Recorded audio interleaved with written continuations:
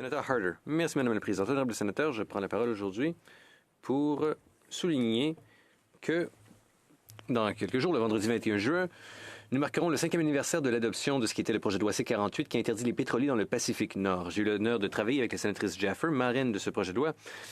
Un projet de loi qui revêtait une grande importance pour la Colombie-Britannique et pour de nombreuses Premières Nations de la côte nord-ouest. Ce projet de loi formalisait une politique établie jadis en 1985 par Brian Mulroney qui visait à prévenir une marée noire majeure dans l'un des derniers grands écosystèmes naturels du monde.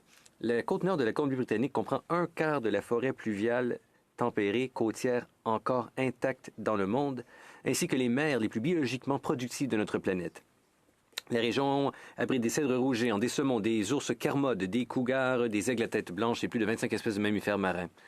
Aujourd'hui, je me permets de vous faire part d'une déclaration de la chef Marilyn Slett, présidente de la Great Bear Initiative Society, qui représente 8 Premières Nations des côtes nord et centrales de la Colombie-Britannique et de Haida et qui a contribué à l'adoption durant la 42e législature, à l'adoption du Sénat, donc du projet de loi C-48.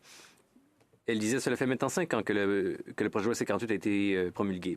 Au cours de cette période, nos nations travaillent avec les gouvernements britanno-colombiens et canadiens pour protéger l'environnement naturel, atténuer les changements climatiques et s'y adapter, revitaliser les pêcheries côtières, nettoyer les plastiques ainsi que les engins de pêche abandonnés, créer des emplois pour les jeunes et élaborer un plan d'action historique pour le réseau d'aires marines protégées. Notre travail, dit-elle, est à l'origine des engagements pris par le Canada dans le cadre des 2 plans de protection marine connus sous les noms de 25 par 25 et 30 par 30.